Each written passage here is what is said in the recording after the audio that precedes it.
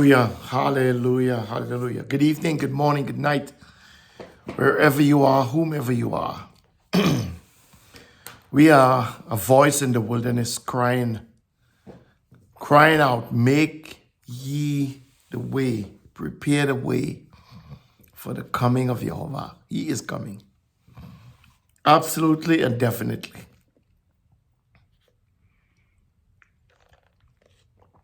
Excuse me. Welcome back. So we are in this study, Light Up the Darkness. And as I've said before, God is all about light. He's all about life.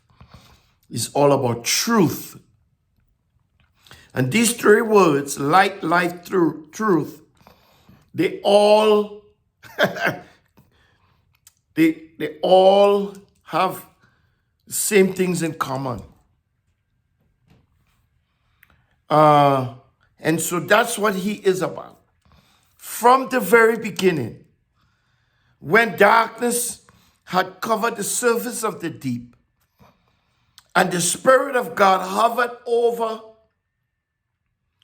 the waters, God looked down and said, let there be light.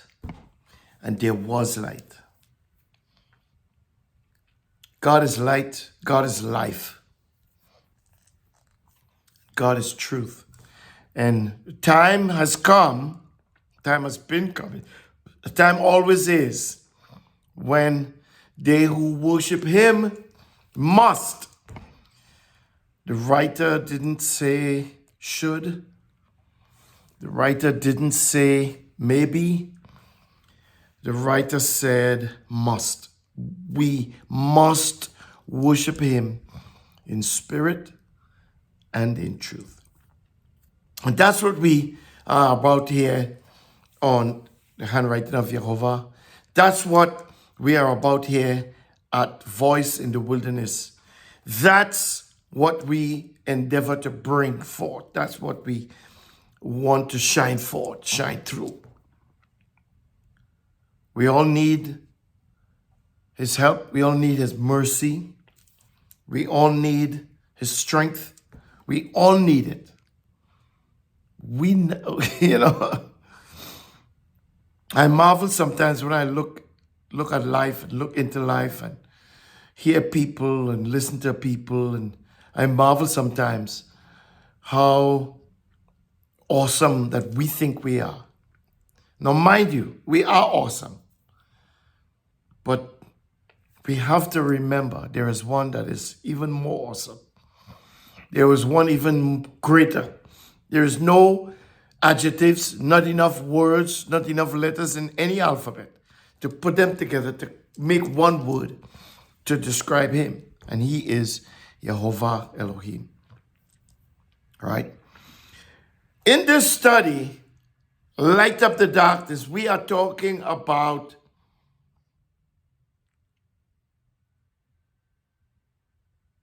light. We are talking about how we as believers, how we as who say we believe that there is a God, that there is God. His name is Jehovah, Yahweh, Yahweh, Yeshua, Jesus, whatever you choose to call him. There is a way to live. And he has expressed that from Genesis 1 to Revelation 22. From the is Revelation, is it 22 chapters? Yes. Just had to double check my memory there. He is all about living, not just living, but living a certain way, operating a certain modus operandi, if you will, a certain way of doing things, a certain way of speaking. That's what he's about. And we've been in this caption document the book of Romans in the 8th chapter, looking at these verses where the writer Paul says, if you have your Bibles, which I certainly hope you do, please get it, open it, Romans chapter 8.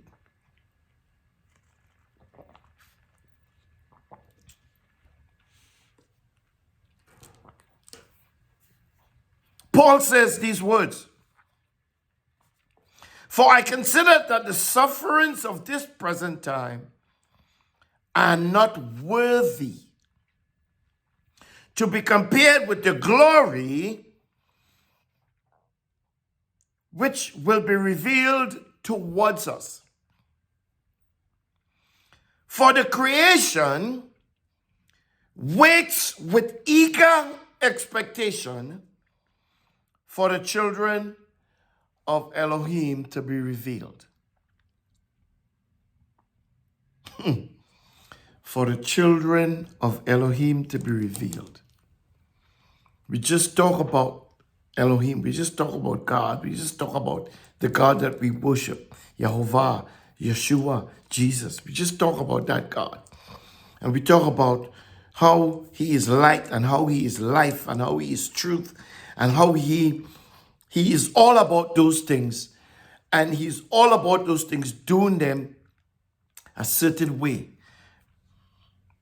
Yeshua says in the Gospel of John, I think it's John 14, where he says, "I am the way, the truth, and the life. No man comes to the Father except by me." You cannot go to the Father. You cannot come to the Father except through his word. His word is light. His word is life. His word is truth. Again, let me repeat the statement. I am the way, I am the truth, and I am the life. Or in some versions say the light. If I tell you truth, light, life, and light all mean the same thing, it really doesn't matter which one of those you put in that last bracket, right? But because truth is already, I am the way, I am the truth, we could say I'm the light or the life. It's no big deal with me. I don't think it's a big deal with God either.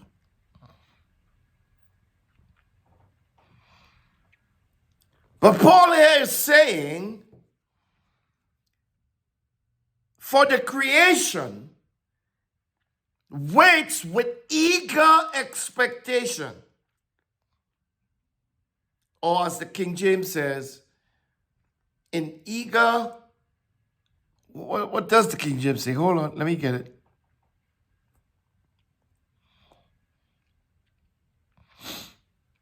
For the earnest expectation of the creation or the creature waited for the manifestation of the sons of God. So in both versions, we have this word. One say earnest and the other one say eager. Matter of semantics. One has more oomph than the other. Doesn't matter. But it speaks to the creation. Everything that you see has been created. Right? It didn't just pop out of the bushes, hey, to scare you. It was created. It was created. It was created.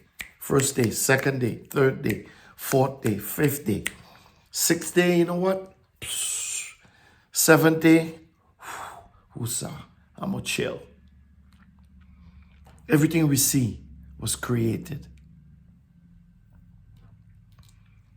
And Paul is saying this creation Everything we see, including each other, waits with eager expectation for the children of God to be revealed, or for the children of God to be made manifest, or for the children of God to come to light. That's what a revelation is. That's what being revealed is, right? A husband and wife, the wife gets pregnant, they don't know the baby's gender, and they say, let's have a revealing party.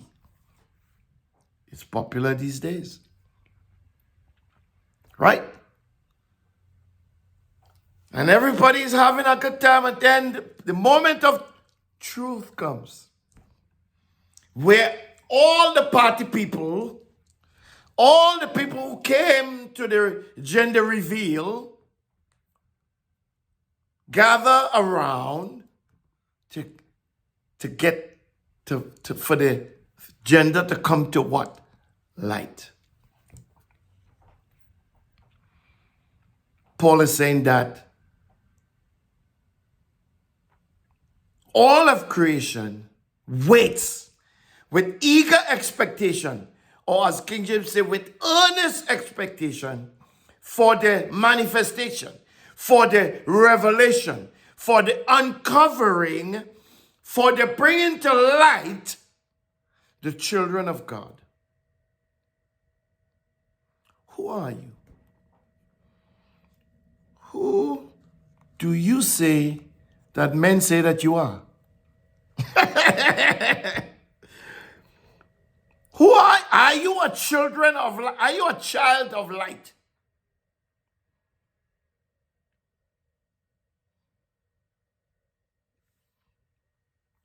Who are these children of God?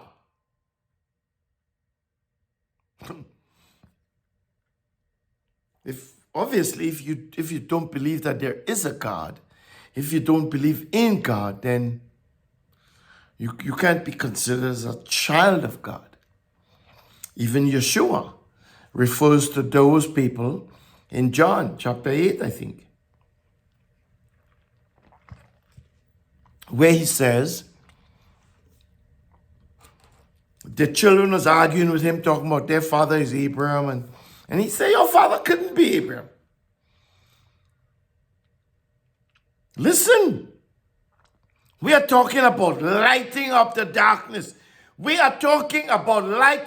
We are talking about you and me. We are talking about those who you know, those who you speak to, those in your household. We are talking about those in your neighborhood. We are talking to humanity.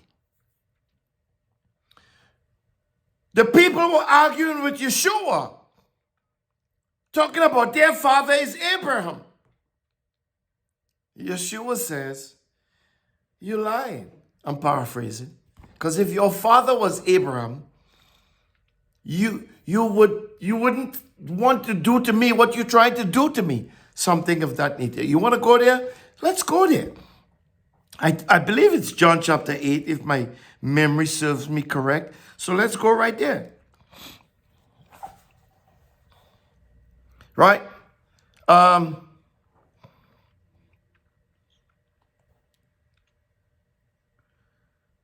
Let's see. Let's start in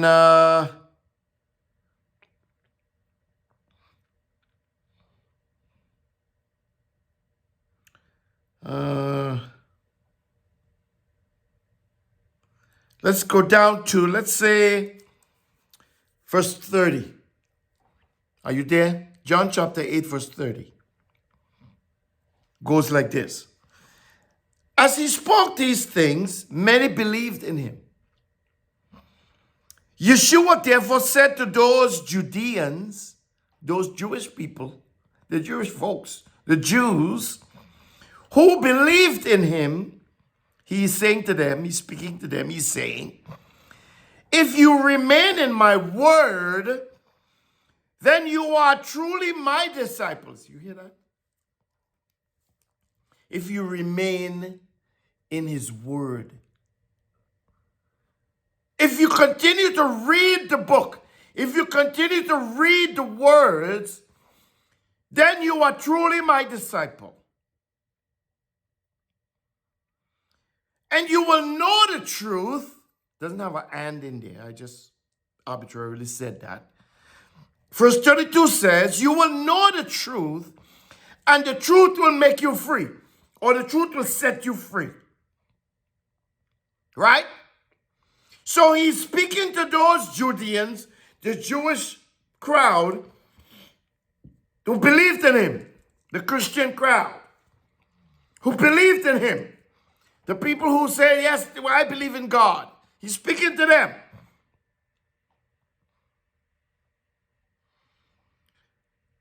I'll read that again, verse 31. Yeshua therefore said to them, to those, that crowd, the Christians, the Judeans, all the people who believe in God, if you remain in my word, then you shall be truly my disciples. The word be isn't in there. Again, arbitrary adding. If you remain in my word, then you are truly my disciples. And then he adds, you shall know the truth, and the truth shall make you free. It's a powerful statement. He's charging those people who say they believe in him. He's not saying, you are my disciples. I receive you as my disciples. He's saying, if you stay in my word, if you continue in my word, then you are truly my disciples. And you will know the truth. Excuse me. And the truth will set you free. This seemed to be not so much of a big deal. I said in the very beginning, God is light, life, and truth. And all these three things, and much more than that, to be honest. But I just wanted, those three came to mind. And those three is one and the same.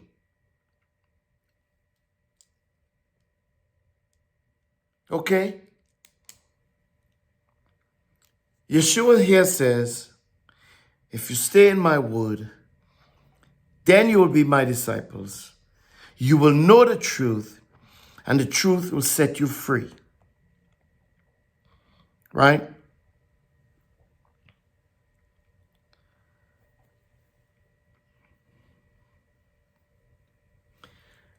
And they who were listening, you can't make this up. Remember who he's addressing. He is addressing the crowd. He is addressing the group who, the writer says, believes in him. They heard him speak. They watch him do miracles. They believe in him. They believe this is the Messiah. They believe in him. And this is the group he is speaking to. It can't get better than this. And you would think that when he is speaking to the group who believes in him, you would think that if he says something to them, then they should receive it. They didn't. Look at their response to what he just said. If you remain in my word, then you are truly my disciples. You will know the truth, and the truth will set you free. Verse 33 goes like this. They answered him, We are Abraham's seed, sir. Mr. Jesus, Mr. Yeshua, Mr. Messiah. We are Abraham's seed and have never been in bondage to anyone. Okay. Don't know how true that is. Are you negating the Egyptian era? Are you negating that time? Okay. How do you say you will be made free? We are Abraham's children. We know who we are. And you telling us we were never in bondage again. Beep, beep, beep, beep. Antennas go up. How you say? What do you mean you were never in bondage? You was maybe as that individual right there were never in bondage. But if you were Israelite, if you're part of the Jewish tradition, if you were anywhere in that lineage, then your forefathers, your ancestors were in bondage at one time. It's not you. It's just like me. My ancestors were in bondage at one time. I'm not in bondage. Right? Now, you could say maybe he's talking spiritual bondage, physical bondage. Okay, that's an argument, but I digress. But the idea is they're supposedly believing in him. He's telling them, if you stay, continue reading, continue studying, continue doing as I do, continue being as I am, you'll be my disciples. You'll truly be my disciples. And you will know the truth, and the truth will set you free. And they got hooked into this one word, set you free. And so, they heard that word. You know how some of us hear one word and just, whoo, that was a catchphrase. And they heard that word and they just went off on a tangent. We are Abraham's seed. What you mean? We was never in bondage. What you mean you will be made free? Let's continue. Yeshua answered them, most certainly I tell you, everyone who commits sin is the bondservant of sin. A bondservant doesn't live in the house forever. A son remains forever. You see how we going back to the language in Romans 8? For the earnest expectation of creation eagerly awaits the manifestation, the revelation of in the King James it says sons of God. In the modern translations, they change the word son into children, right? Because we have to accommodate for the women, the female, right? So instead of saying sons and daughters, they just amalgamate that as children of God. All right? So, here he says, most certainly I tell you, everyone who commits sin is a bondservant of sin. I need you to understand the language here. I need you to understand the ideology here. I need you to understand the inferences here. Okay? If you continue in sin, you are a bondservant of sin. And he goes on to say, a bondservant does not live in the house forever. So, what does that mean? What does that mean?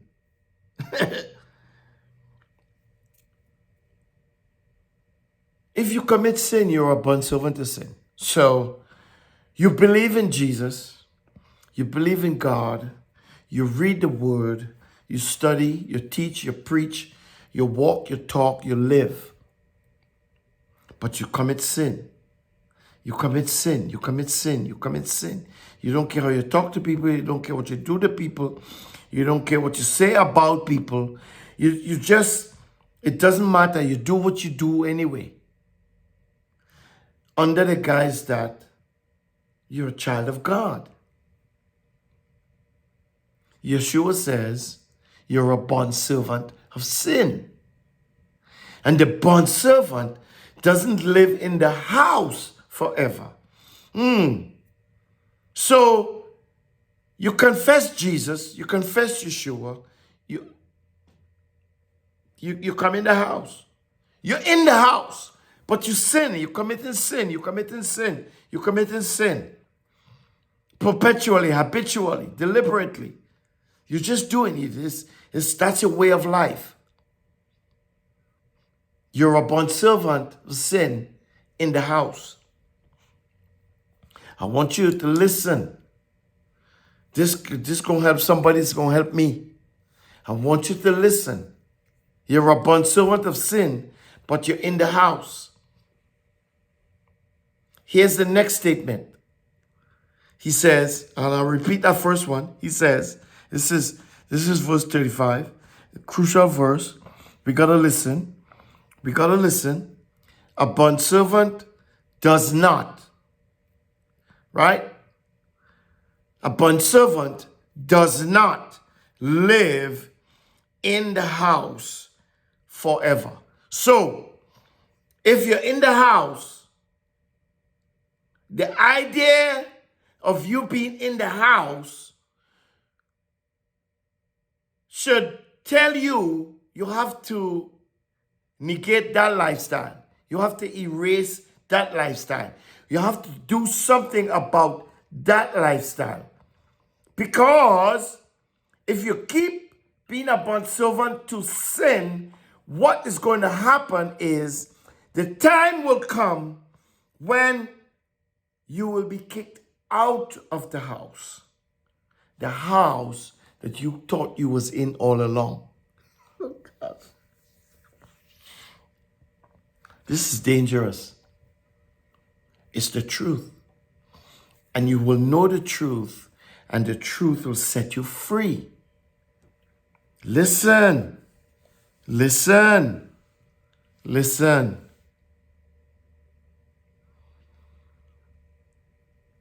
You believe in Jesus, you confess him, you speak, you preach, you teach.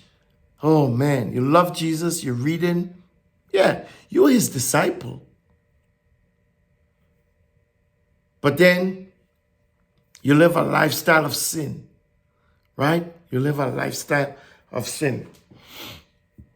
Again, from one end to the next, from the highest to the lowest, it really doesn't matter. Okay, I'm not trying to single out any particular person, any particular sin, right? Whatever that is, whatever that is, you live in it, you're doing it, you don't care. Yeah, that's who you think you are, that's who you are. See, you're a bondservant, not of, as Paul describes it, not a bondservant of Messiah, you're a bondservant of sin. So you live that way. You live like that. The day comes when you get kicked out of the house. You know, I don't know if, I know I grew up in a family with brothers and sisters. It was 9 of us. And I know my dad, I was the youngest. And so my dad, at certain points, he kicked out my older brother, kicked him out the house. I am blurry with regards to the reasons why. Again, I was way young at the time. My dad kicked my sister out the house, my older sister. You know, again, I don't know. I'm saying kicked out. I don't know if I'm putting that on him. That it's not necessarily be on him, but she was out of the house, and so I grew up knowing at least two people who were kicked out of a house, right? And I know of other people, either themselves or their friends or their siblings, who were kicked out of the house that they were living in under their parents' roof, right? I myself had two sons, and there were times when I would threaten my son to put him out the house because he wanted to do things that I forbid. Well, I made a, you're in my roof, you're in my house, so you live by my rules. See, it's a wonder that parents say these things. How much more God is saying them? Maybe he's much more than your father or mother, but God is still saying it nonetheless. This is my house, and you're going to live by my rules. You can't go in somebody's house and live in their house vicariously according to your rules.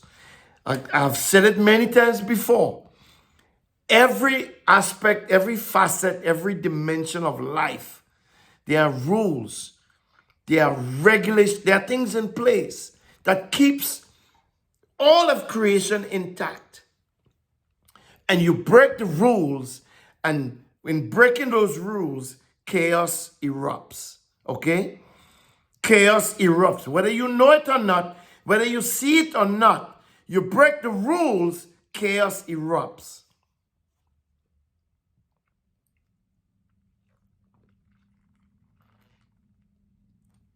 And you could think I'm joking.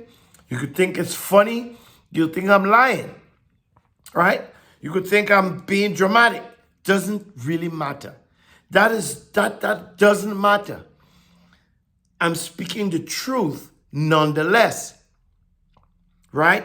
And so what I'm saying is, according to the word of Jesus, according to the word that Yeshua spoke, he is talking to people who believe. He's talking to them who believe him. They believe him. That's what the writer says in verse 31. Before that, he says, as he spoke these things, which we didn't go into that because all those preceded what we are reading now. But when he spoke, people heard what he said and people believed. They believed what he was saying, and they felt that what he was saying made sense, and they felt, based on what they saw and what they heard and what he did vis-a-vis the miracles and so on and so forth, they believed he was the Messiah. And so he begins to address this crowd. He's not addressing non-believers. He's not addressing non-believers. He is addressing believers. Okay? He's addressing believers. And he is telling them certain things. And what do? They challenge what he is saying. They challenge him. What you mean? What you mean? We will be made free. We Abraham's seed, bruh. We Abraham's seed. We was never in bondage. Again, it's a big statement. All right? Big statement. We are never in bondage. Our father is Abraham. So there is a wealth of information here that they are relating. They are saying they are in relationship with Abraham because that's their father. That's their, what's the word, progenitor? Right? And as a result of our connection to him,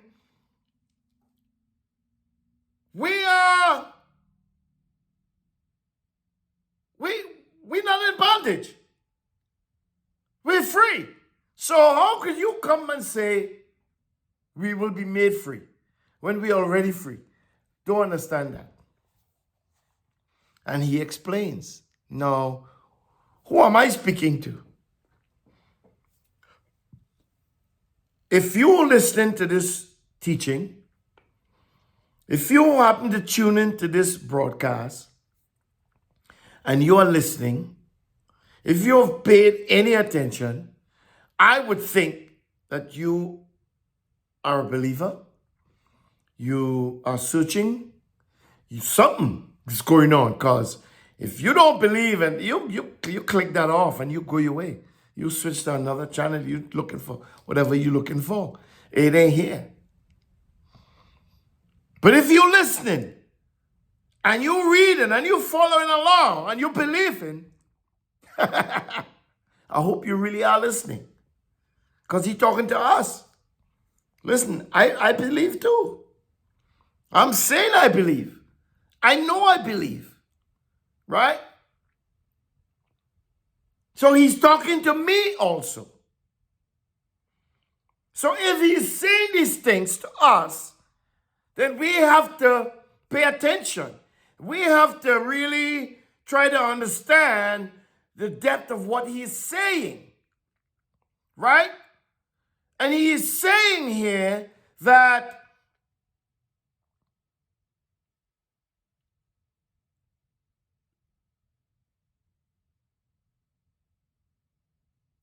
if you commit sin, you are a bondservant to sin. And then the awesome thing about it is, he says, a bondservant doesn't live in the house forever. Those words got to resonate with us. What does that mean? A bondservant doesn't live in the house forever. What house is he speaking about? He's talking about the house of God, right? He's talking about the kingdom of heaven, right? He's talking about the kingdom of God, right? All of which I would simply say are the same things, said in different ways by different people or the same person. I don't know. It doesn't really matter. It's not that important. But I think the kingdom of God, the kingdom of heaven, the house of God is all the same thing. Right? So, there's no difference. Right? In other words, the way you live in the house of God is the same way you will live in the kingdom of God. It's the same way you will live in the kingdom of heaven. He's saying, however, that you're in the house. He's not denying that you're in the house. He's not denying that you are son of Abraham. He's not denying that. What he is saying to you and me is, if you're a son of Abraham, if you're a child of the kingdom, if you're in the house of God, and you continue to sin and do things according to the world, eventually you will get kicked out. That's what he's saying. You don't know when. I don't know when. Nobody knows when. But the time will come when we will get kicked out if we do these things. Why? Because a bondservant does not live in the house forever. He goes on to say, only a son does. right? Only a son does. No. In Romans, right? Let's go back there. In Romans, he says,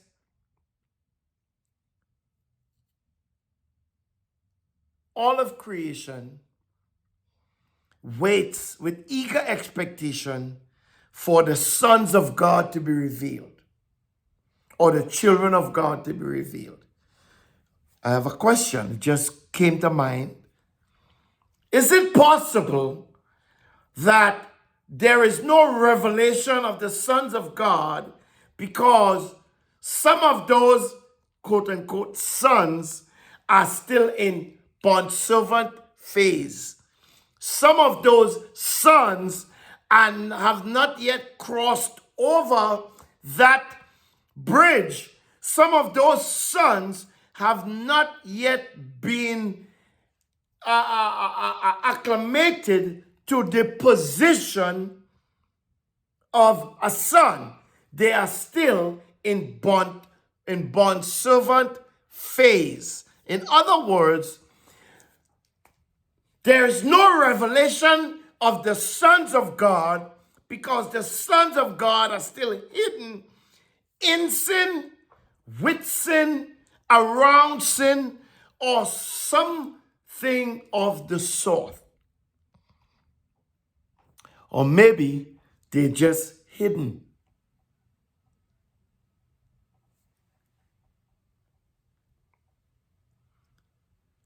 But I guarantee you that if and when this happens, when the sons are revealed, creation is going to respond in a different, creation is going to respond. You're going to get a response from creation when the sons begin to be revealed, when the sons are revealed. You are going to get a response. Why? How can I say that they're going to respond? Because creation is waiting for them. If you're a child and you're home and you know your mom is gone to the grocery and you're waiting for her to come back because you know when she come back, she gonna throw down, cook some food. You're gonna be good, right? Or maybe she going to the grocery. You know she gonna be bringing over some ice cream or whatever it is you like. You're waiting, and so on their return, you are going to get you're gonna incur a response.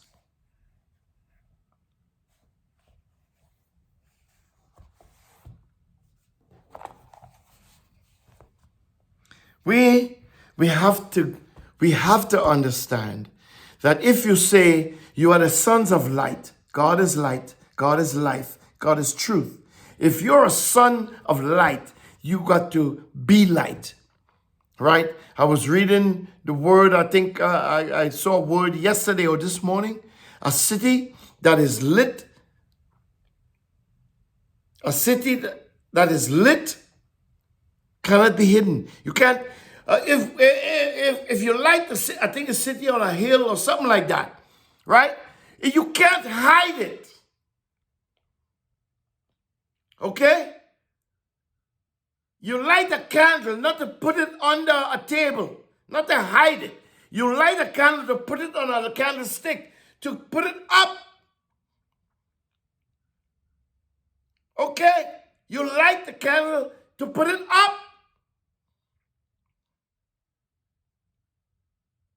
So, you have to understand, if you're a light,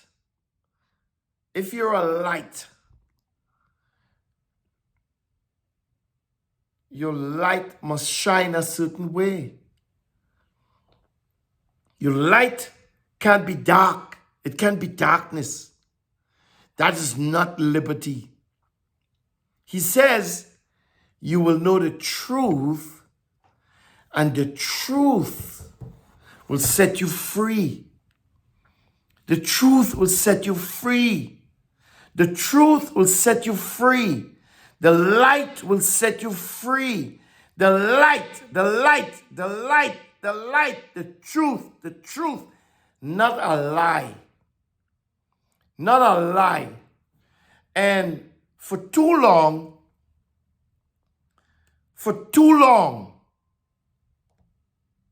I'll say that again. For too long,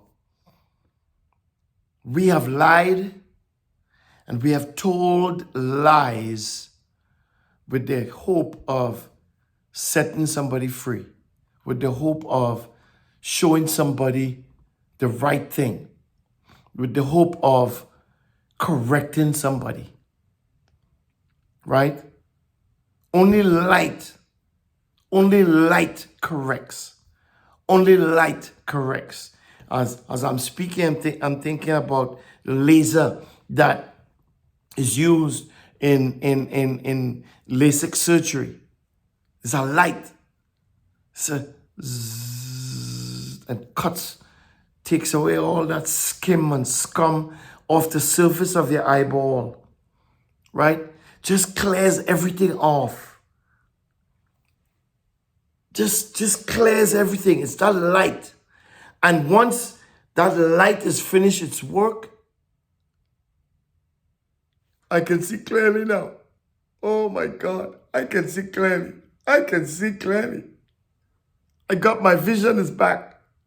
I can see clearly now. Because light brings revelation. Light opens. Light unveils. Light cleans. Light makes right. Truth is what sets us free. And if we are believers, if we say we believe, we have to speak the truth. For too long, right? The Christian church, and I'm not putting down anybody. I'm just speaking the truth.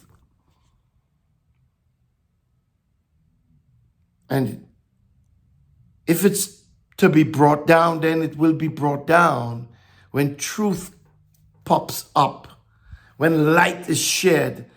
What is darkness falls, it dissipates, it disappears. We see it in Genesis 1. God said, let there be light, and light was. Where was darkness? It was still there. It was still around. But it didn't affect the light because the light pushed the darkness back. He made the sun as a light, as the main light to rule by day. Day is already light, but he made a better light to rule the day. And then he made a lesser light, a light to rule by night. To rule the night. Darkness cannot rule. Darkness cannot rule forever. Darkness is not forever.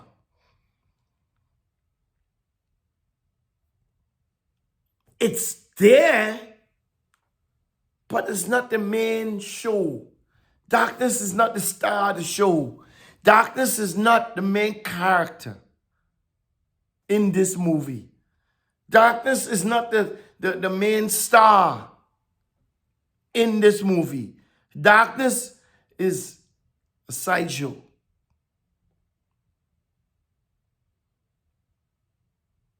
He is a byproduct. That's what darkness is. It's a byproduct of light.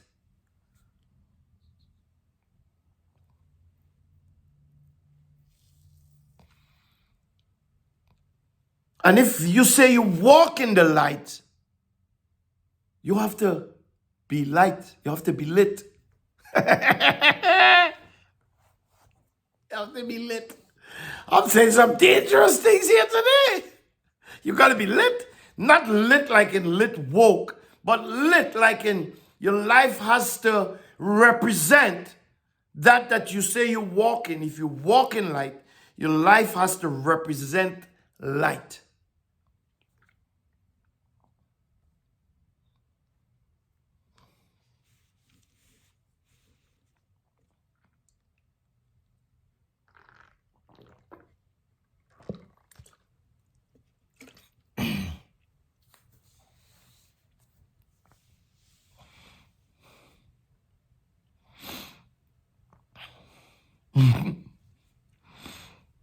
Are you a son? Are you striving to be a son? Right? Because the recipe to be a son is there. It's in the book. It's in his life. It's in his way. It's in his truth. It's there. All we have to do is accept. I remember years ago, I know now, okay? I know now. Didn't know then when it was happening. I know now because I can look back when God was drawing me in, right? There were things that was going on in my life, and I wanted to be different. I felt different all along, but I really didn't want that difference. You know, I wanted to be the same, like my friends and so on. But the time came when I realized I'm not like that. I'm more like this. And I was craving that I wanted. I was craving that I knew that I was. And I began to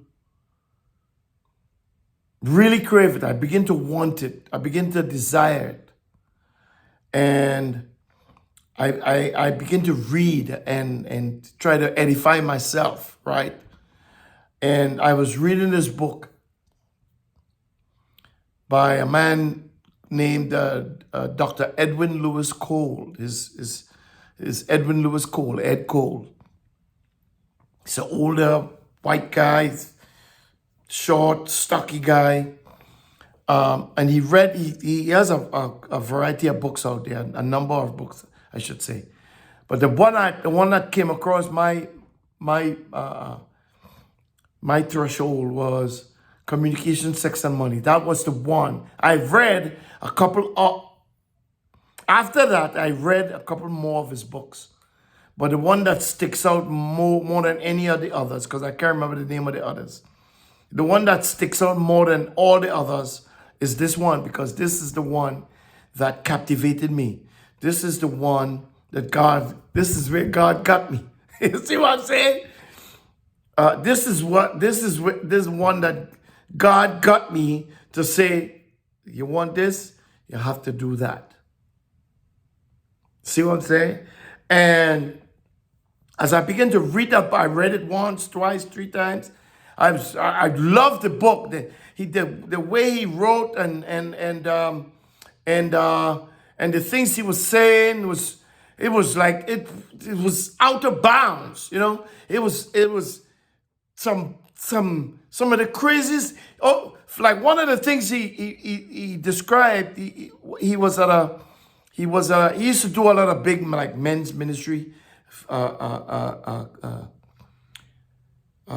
things, right? Big stadiums and stuff. He used to speak. He was a big speaker, and he said he was ministering one night, and he just felt led to invite men up to the altar who needed a hug, men who needed some kind of release. I can't remember the exact details, but it has something to do with him standing in as a father figure for men who were hurt by their fathers, who were, distraught by their fathers, their relationships with their fathers, and so on. And he said he was led to be like a stand-in person, to offer up forgiveness, to ask for forgiveness, to be that forgiving entity or whatever, something like that, right? It was mind-blowing at the time. And I remember another incident. I don't know if it's that book or another book, but in one testimony, he was writing about a couple who I think the husband was the wife was she was saved and Bible believing, Jesus loving person. And the husband used to like smoke weed and hang out and watch football and play cards and stuff like that. And whenever he's going to hang out, he would always ask her to invite her, and she would refuse because, she's a Christian and she's not going to do this and that and that and that. And until one day she went. I can't remember exactly what led to her going, but he said one day she went. I guess God spoke to her or whatever. And she went to this with her husband, and they was all watching or doing whatever they was doing and laughing and whatever and smoking, and they was passing around this weed. And the weed came around to her, and she said God told her to smoke it. So she smoked the weed, and she got sick. She got horribly sick. And what happened after that was remarkable, because she got sick to the point where the husband felt so bad that he was the one who invited her and kept doing all these things, and she eventually kind of obeyed him. And then this is what happened. And his life turned. His life changed. He made a complete 360-degree turn after that. And so he would tell these kinds of testimonies, which you won't get no preacher telling no wife or no husband to go with their husband to smoke weed. You won't get nobody to give that kind of advice in the church setting. So it was unorthodox type testimonies. And I was captivated. Because to me, these things speak to the awesomeness of God, right? When God speaks to an individual, when he speaks to an individual, and that individual responds in the affirmative, when they obey, it's remarkable the things that could happen. And so this is the Edwin Lewis Cole I'm talking about, and reading his books at the time in my life, where the place I was in my life, that's what God used, and God drew me. I know now, because I could see it was God was like, oh man, you done. I got you where I want. I got you. And I just gave in. And then I got to the point, and then God said to me one day, while I was reading the same book, I was at a page, I was reading the story that Edwin was relating, and God spoke to me. And God said to me, if you want this life, accept Yeshua, accept Jesus. I didn't know him as Yeshua at the time. I knew him as Jesus, right? You would go to church on New Year's, Christmas Day, Easter Sunday, weddings, christenings, funerals, that kind of stuff. That's the thing. So I knew about this Jesus. You see what I'm saying? I knew about him. I didn't know him. I knew about him. And so at that point, when that happened, so when he said, if you want that life, accept Jesus, I knew who he was talking about, right? And I didn't have to go up to the altar. I didn't have to go. I wasn't even in church. I was at my job, sitting at my desk during lunch, reading that book, which I had read for about the third time or the fourth time. That's what I was doing at the time. Nothing spectacular. Okay? Matter of fact, I was sitting down with my back. There was a row of windows behind my back, right? And when I heard the voice, when I heard the words, if you want this life, accept Jesus. When I heard those words, I thought I thought one of my buddies, one of my colleagues was messing with me because it was a window, right? And behind that window was a area of property, land, and there was grass and stuff like that. So I thought somebody snuck up in the grass and talking to me. So I turned around because it was that clear, it was that plain, it was that loud, right? So I turned around, and I didn't see nobody, so I got up off my chair, and I looked over in the window, looked over. The grass was standing tall. There was no indication that anybody was in the grass, because you could tell if somebody is in the grass, right? If it's tall and stuff. You see it beat down. I sat back down, and I was like, okay. I knew it was him, right? So what did I do? I continued reading in the back of the book, because I read the book a couple of times. I knew that I think the last page in the book had the sinner's prayer, typical sinner's prayer. And I flipped to the back of the book right there, and I read the sinner's prayer, and that's when my life changed. Right there. Right, it changed right there. It changed right there. I didn't go to church. I wasn't in a church. I wasn't talking to a preacher. I wasn't talking to no street prophet. None of that. Right by my desk at my job. Okay? Didn't make a big hashakari, a big hoop to do to nobody. It was lunchtime. There was nobody in the office. It was just me. I was like what you call the lunch relief, right? And when people come back from lunch and I would go to lunch, that's kind of what was going on. So that's when he speaks. When he speaks, it's amazing the things that can happen when you obey. And I went home that evening and I took a shower, and I found a Bible we had in the house, and I started to read it. Nobody had to tell me nothing. How did I know what to do? I don't know. I just did those things. I can't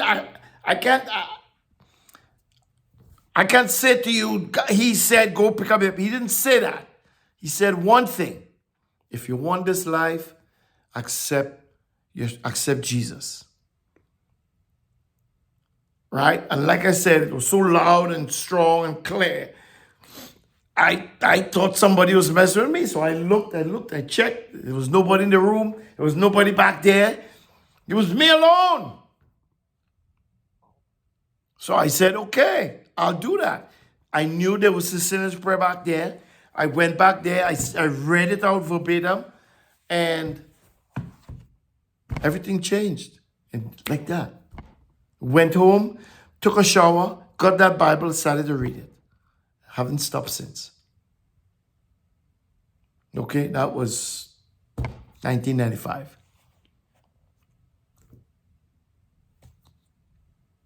Haven't stopped. So when you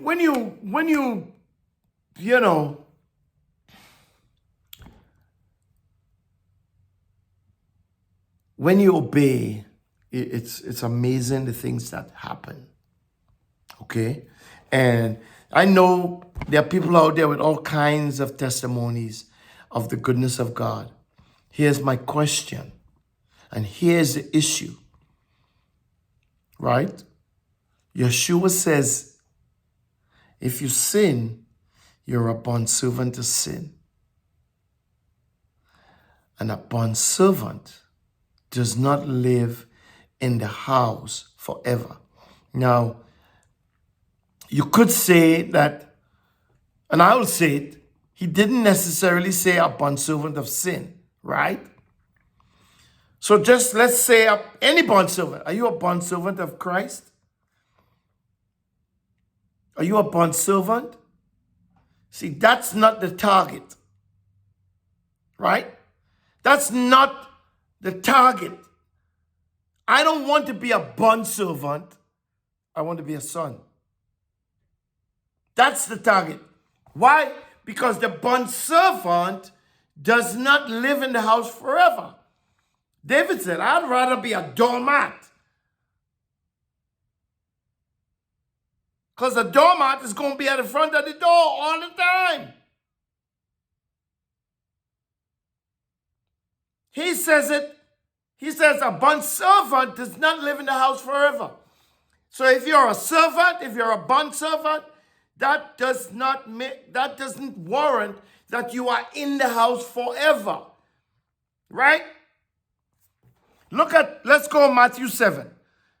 Matthew 7, let's go. Right? Let's go Matthew 7. He says in Matthew 7 and 17, and we'll just read some of the stuff, because this is real. As a believer, I don't care if you call yourself Christian, Jew, Messianic, Hebraic, la la la, EBB, ababa, ubu. It doesn't matter. Are you living this? Are you light in the darkness? Or are you pushing agendas? Or are you pushing certain agendas? Right? And we know there's countless agendas out there. Right? There's the pretty flag people. There's the one color skin people. There's all kinds of agendas. What agenda is God's agenda? God says, all the earth is mine. All the earth is mine. White man, black man, yellow man, brown man, white, light skin, dark skin, green, blue, gray, whatever color skin you are. If you are in the earth, you belong to God. You are His. He says it. Are we denying it?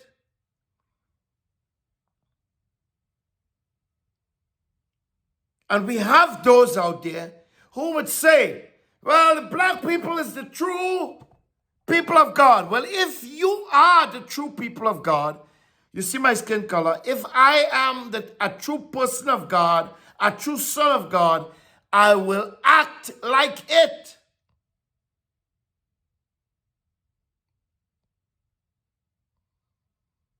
And I want to see us act like it. So if somebody of a different color acts like that, acts like a true son, speak like a true son, does what a true son does, they are a child of God.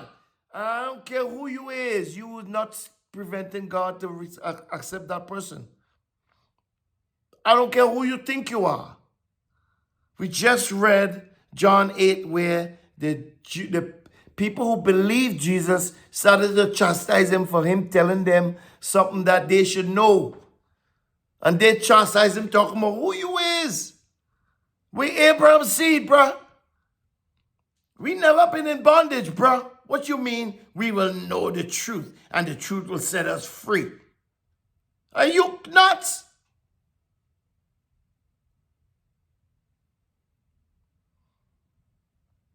And until we come to that place where we recognize that every human being, every star, every tree, every animal, everything belongs to God. Every diamond, every piece of gold, everything belongs to God. Until we get to that place and we can say that loud and be strong and proud in doing that and saying that, we got to be careful. We got to be careful.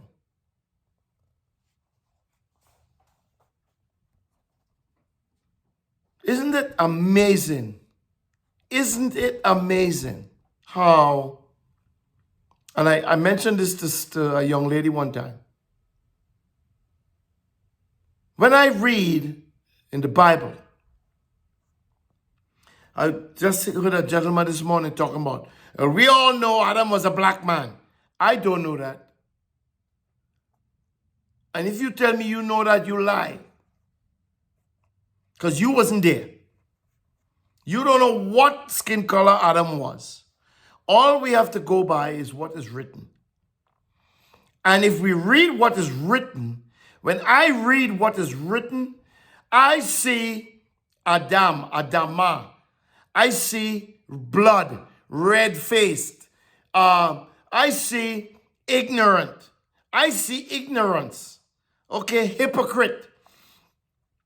I see all of those things. I didn't see skin color. I don't see it. I'm not saying that Adam was or wasn't black. That's not what I'm saying.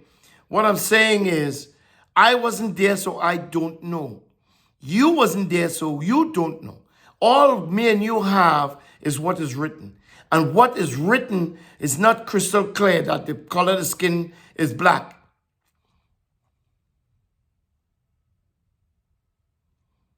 This is what I do know. When I see that red-faced, when I see that red thing, and that red thing, and that red thing everywhere in Adam, Adama, and da. When I see that, you know what I think of? The blood. Why is it? Why is it every single human being that bleeds, the blood is red? Why is it every single life form, right?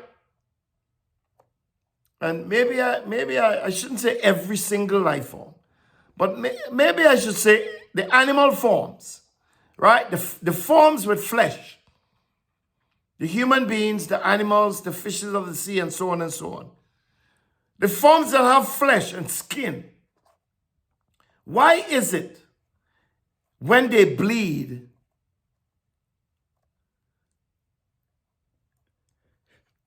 it's red?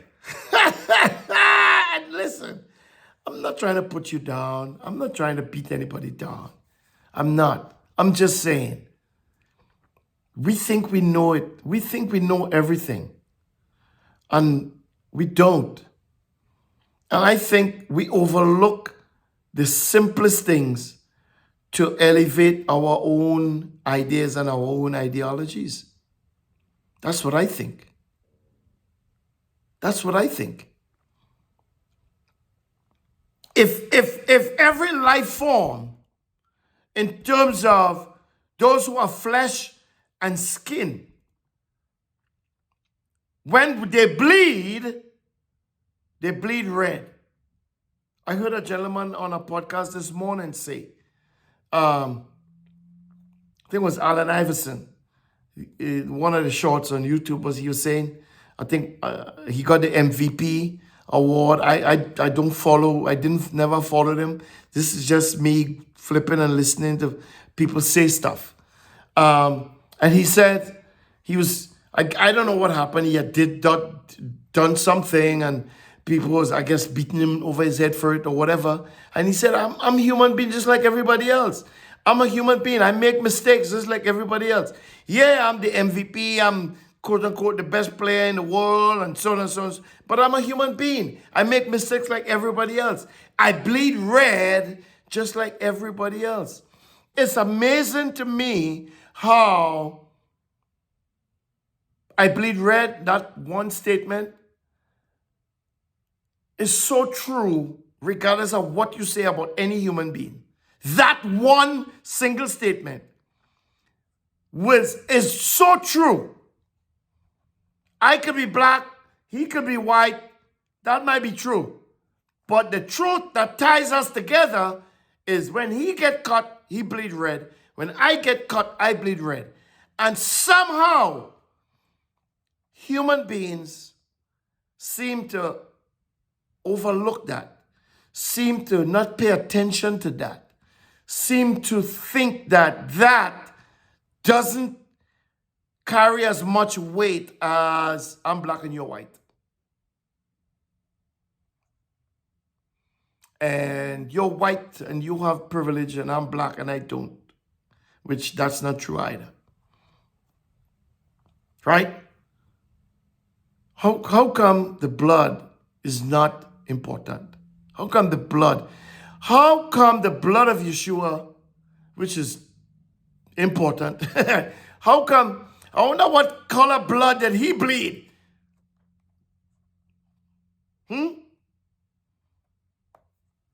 I wonder.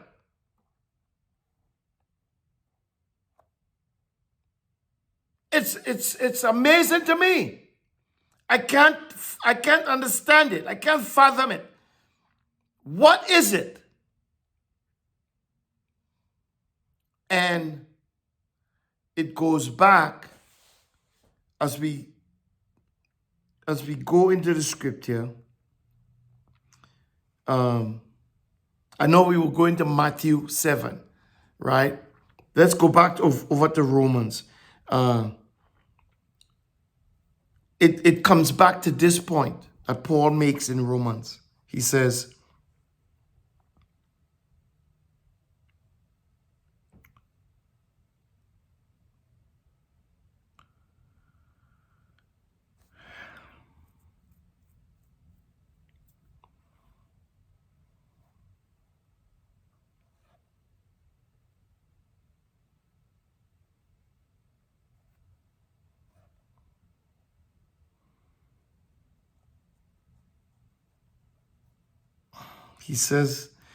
was it in Romans? Hold on a second, guys. Okay, I'm gonna find it in a second. Let me make a quick search for it. I know I had it.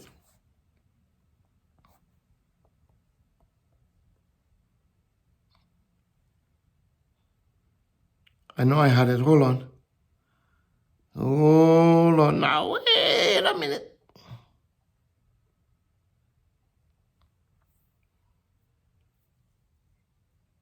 Yeah, it was in Romans.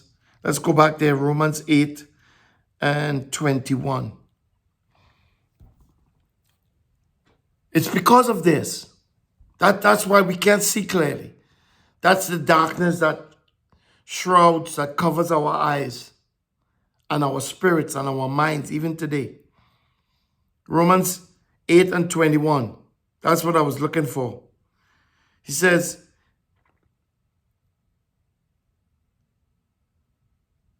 let me go back to Romans 8 and 20, right? Because this was the focal point of our verse, of our study.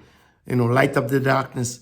He says, for the creation was subjected to vanity, not of its own will, not of its own will, not of the creation's own will, because the creation, even though it has a will, in this sense, the creation didn't say, I want to be subjected to vanity, but the person who created said, I will subject creation to vanity, right? Because not of his own will, but because of him who subjected it in hope that the creation itself, this is verse 21, so pay attention, in hope that the creation itself also will be delivered from the bondage of decay.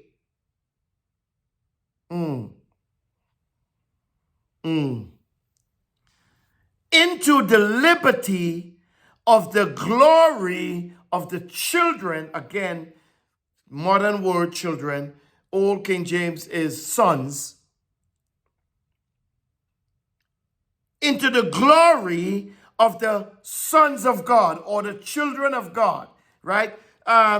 So what I want to focus on as we get ready to close is the idea that we as human beings, black, white, green, yellow, blue, tan, whatever skin color you are, we fight and bash each other heads in over who is more superior than who, not realizing that there is one who is more superior than all of us, even all of us put together. Even if we come together, black, white, they are precious in my sight. We all come together All 8 point, how much ever billion of us, 7 billion, how much ever billion of us, we all come together as one. We still cannot defeat him who created us all. We are still not the greatest. We are still not the biggest. We are still not the best. We are still not the mightiest. We are still nothing in comparison to who he is. So what we do, instead of recognizing our own frailties and building each other up,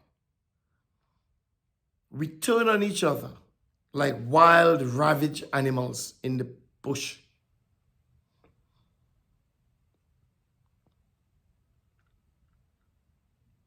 Because we have been delivered into a bondage of decay.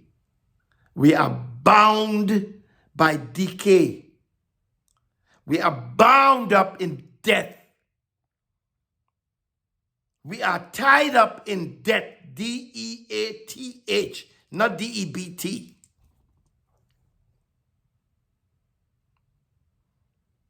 And because death surrounds us, because death binds us, we turn on each other. We turn to each other.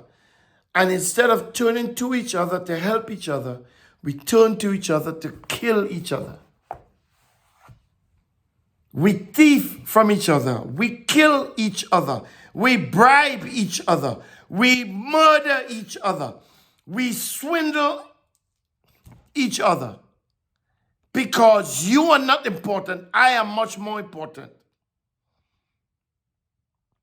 Because what you do doesn't matter, what I do matters more.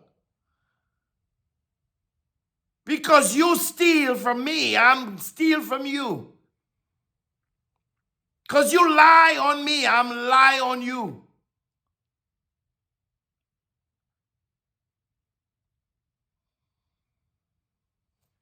And for centuries, for generations, from the beginning, we have failed to recognize this one simple thing. We have a creator.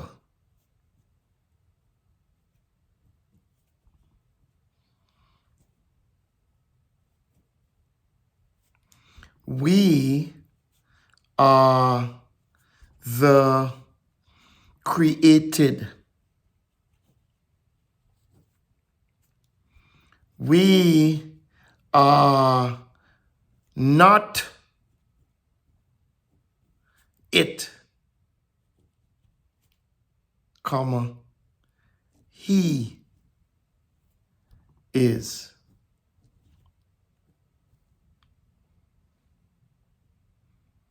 And as long as we live and as long as we exist and we cannot admit those things, if we keep thinking we are it, if we keep thinking we the bomb, if we keep thinking we the shiznik, if we keep thinking it's about us, we are perpetually and forever in this calamity called decay.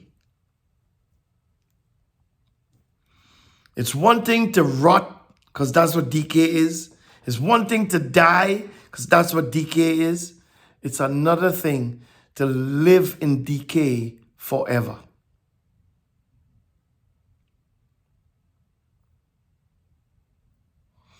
It's another thing to live in death forever.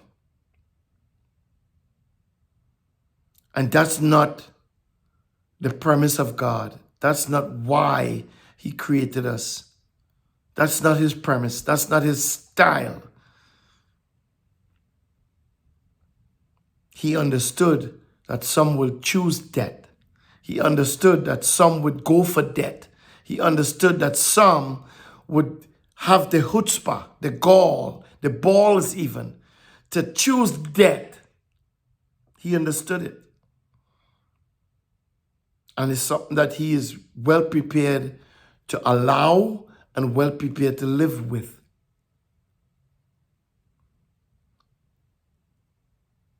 Make no bones about it. Make no mistakes about it. God knows those who belong to him. As Paul told Timothy, he knows all too well who belongs to him, who desire him, who has their eye on him, who longs after him. Even in their darkest hours, even in their darkest days, God knows the heart of every man. And that's what we don't understand. That's what we can't understand. And that's what we refuse to understand. And that's what keeps us in debt. DEATH. Paul writes and says, the creation itself also will be delivered from the bondage of decay. So creation is in a bondage of decay, and God will deliver us from that bondage of decay.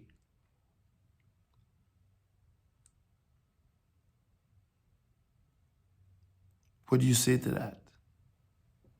Do you want to live in the bondage of decay, or do you want deliverance from the bondage of decay? Because I guarantee you, you cannot deliver yourself. You cannot deliver yourself. He says in Hebrews 6, I think it is, in closing, he says, hold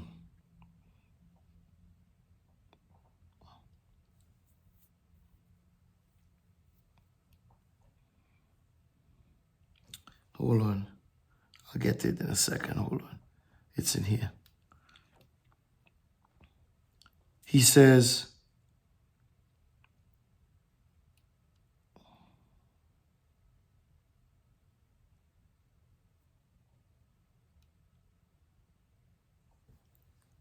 hold on. I'll get there.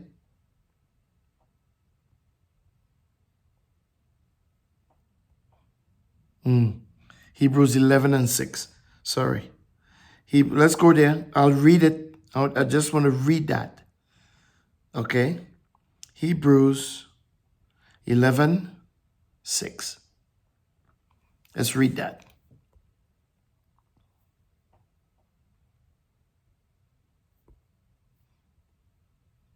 Let's read that. Ready? Are you there? Hebrews 11 and 6. He said, without faith, it is impossible to please him. For he who comes to God must believe that he exists and that he, God, is a rewarder of those who seek him. You hear that?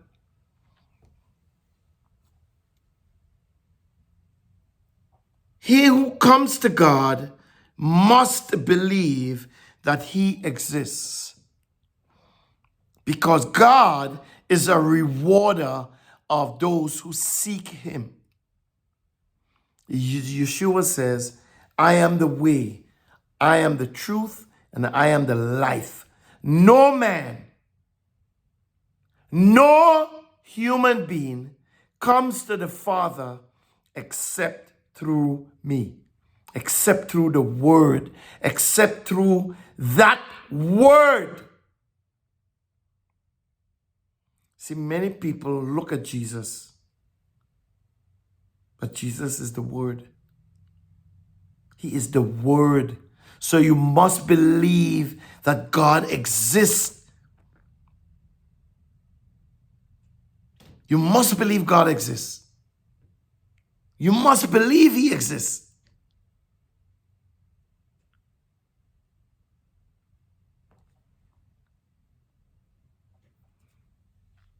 He says again in Hebrews, let me go back. I just skipped from there, but I want to go back there and read that in closing. Hebrews 11:6.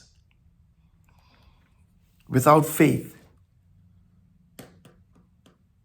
where do you get your faith? From God. God is the one. He is the author and finisher of your faith. Without faith, he gives you faith. See, it's all about him. It's not you. You just have to be like, what did Isaiah say? If you are willing and obedient. If you look at those two words, willing doesn't necessarily mean that you desire to. Doesn't necessarily mean that you want to. Doesn't necessarily mean that you're gung-ho. It just means, okay, I'm willing to listen. I'm willing to give an ear. I'm willing to lend an ear. I'm willing. Right? He says, and obedient. See, I said to you early on in my testimony, I was that place. I wanted difference. I wanted a change. I wanted to be more of the me that I knew I was than more of the me that other people wanted. And as I begin to tap into that and go after that, God drew me in. Right? And I was willing to hear. So I read and I listened and, and he kept drawing me in. And then at the point when he says, if you want that life, accept Jesus. I was already so willing that I just obeyed. It wasn't a question of me thinking about, let me see if I want to do this. What my mother is going to say, what my friends are going to say, what my girlfriend is going to say. Those thoughts never came across my mind. It was a matter of the willingness and the obedience just collided. And I just did it. Don't ask me to explain it, to break it down. Had nothing to do with me. But still, it involved me. And I know it might sound weird, but that's what happened. Without faith, it is impossible to please God. That faith is not yours. We were saved by grace through faith, that not of your own, so that nobody will boast. You can't boast and brag and say, I saw Jesus and I believed him and I went and I did and I. It's not yours. It's his. He is the author. He is the finisher. He sees the heart. He knows the heart. Do you? See, like I said to you, I got to a place where I realized this is not who I am. I'm more like this. I want to be more like that. I don't mind. I loved it. I wanted it. And I wanted it so much that I started to go after it little by little. My friends would call and be like, yo, Max, we going to the party tonight. Are you going? Yeah, I'm going. But the time to leave the house, I'd be like, I just stay home. And then the phone will ring 3-4 hours later. I'd be like, where you at, man? I'm like, I don't know, man. I stayed home. I'm home. It's like, what? Yeah, I'm home. I changed before their eyes. Changed, completely changed. Was completely different right before them. They didn't understand it. Guess what? I didn't understand it either. All I knew was I just yearned for something different. I yearned for something real, something more tangible, something closer to what I saw, what I knew in my heart of hearts. You know?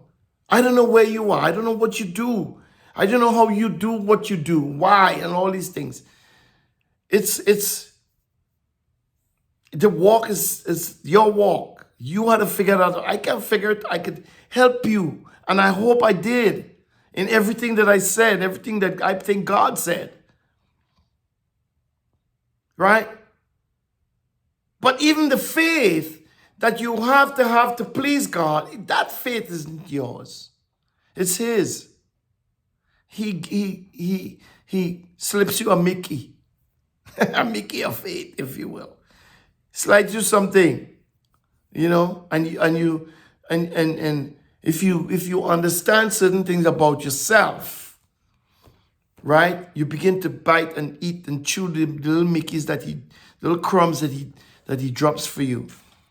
And you follow the crumbs, and then you eventually get to that place where it just happens, not because of you per se, you involved. You understand what I'm saying? Without faith, it is impossible to be well-pleasing to Him. For he who comes to God must believe that He exists. Right? You must believe that He exists. How could God call Abraham? Get away from your house, get away from your family, get away from all those relatives, and go to the place. And Abraham just got up and left. Did he know who was calling him? I don't know. I wasn't there. I don't know Abraham. But there must have been something that was going on in him for God to look at him and be like, oh, God knew his character. God knew him. In Genesis 18, God tells us why He chose him. Because God knows this man was such a man that he would lead his people after him. God knew this man would lead his household in the right direction. And because God knew that, God chose him. Did Abraham knew the kind of person he was? I don't know. But God did. And Abraham must have believed that God existed. His dad believed that there were multiple gods. Maybe Abraham believed it's one of these gods talking to him. Maybe he didn't know this individual God. I don't know. But it happened. And when it did, the more it happened, Abraham got to be called the father of our faith. Father, the one who created it. Without faith, it is impossible to be pleasing to Him. For he who comes to God must believe that God exists and that He is a rewarder of those who seek after Him. So if you seek after God, God is going to reward you. He will. If you believe He exists, you can't just believe He exists and stop. Right? Excuse me, my eye is itching. You can't just believe He is and just stop right there. You got to believe that He exists. And you got to understand, if He exists and you pursue Him, you will be rewarded. However He wants, however He chooses. Amen? Be the light. Be the light. You can't choose God. You can't believe God. You can't believe in God and just live any and every kind of way. You have to be meticulous. You have to be diligent. You have to be concerted. You have to be thoughtful. You have to be all those things in the way you live.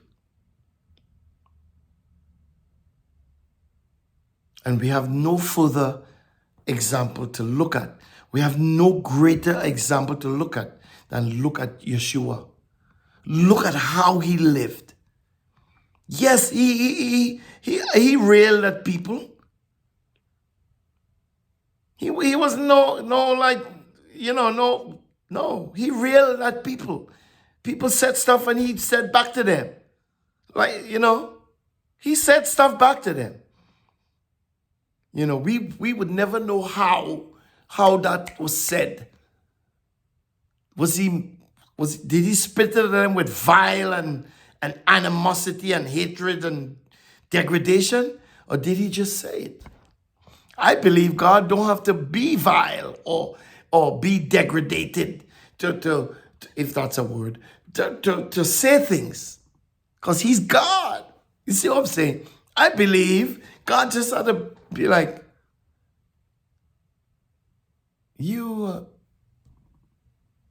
vile beings. You're just really vile. I believe he can say it just like that. With a smirk on his face, with a smile on his face. I don't know. Because he's God, it really doesn't matter how he says it. The mere fact that he says it means that if he says it, it's true. If he says it, it's going to happen. If he says it, you can't really stop it. All these things. It's so much weight that goes with what he says that it really doesn't matter how he says it. That's why I figure he don't have to be hateful or nasty.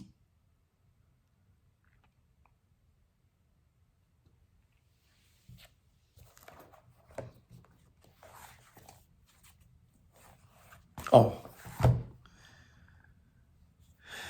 That brings us to the end of this session. Turn in your Bibles to Numbers chapter 6, verses 22 through 27.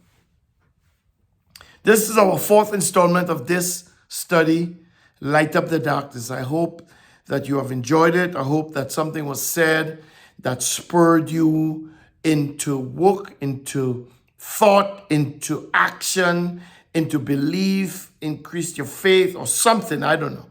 I hope something that was said that motivated you to become more like God, more like him, more like Jehovah. Amen. Turn your Bibles to Numbers chapter 6, verse 22 through 27, which reads as follows. And Jehovah spoke to Moses, saying, Speak to Aaron and to his sons, saying, This is how you shall bless the children of Israel. You shall tell them, Jehovah bless you and keep you. Jehovah make his face to shine on you and be gracious to you. Jehovah lift up his countenance towards you and give you peace. So they shall put my name on the children of Israel, and I will bless them. In the meantime, Shavua Tov, Shabbat Shalom, Adios, Dashvadanya, Arrivederci, Dankasha, Buen nuit, Buenos dias, Buenas tardes, Buenas noches, goodbye, peace, deuces. I'm out.